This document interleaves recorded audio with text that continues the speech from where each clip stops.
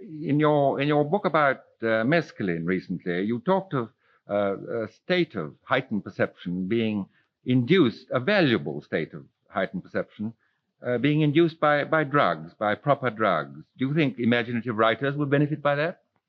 Well, I think the people who would benefit most of all are professors. I think it would be extremely good for almost anybody with fixed ideas and with a great certainty about what's what, to take this thing and to realize that the world he has constructed is by no means the only world, that there are these extraordinary other types of universe which we may inhabit and which we should be very grateful for inhabiting, I think.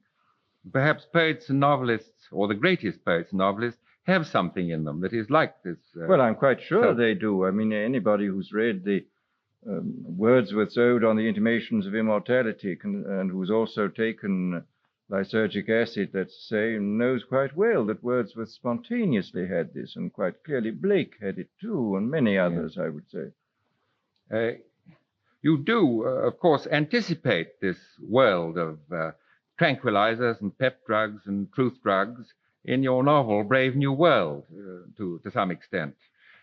Yes, I was, of course, there. I projected these things 500 or 600 years into the future, and it is rather alarming to find that only 27 years later, quite a number of these forecasts have already come true, and come true with a vengeance.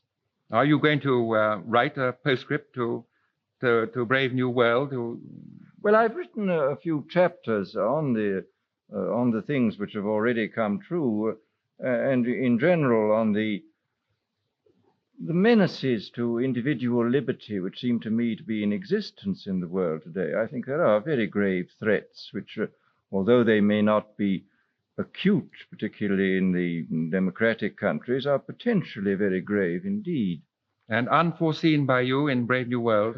Some of them were foreseen, and I think some of them I didn't have sufficient imagination to foresee, but I think there is a whole armory at the disposal of potential dictators at the moment, which is very alarming. In drugs and in surgery? Drugs and in surgery and in various types of mental manipulation.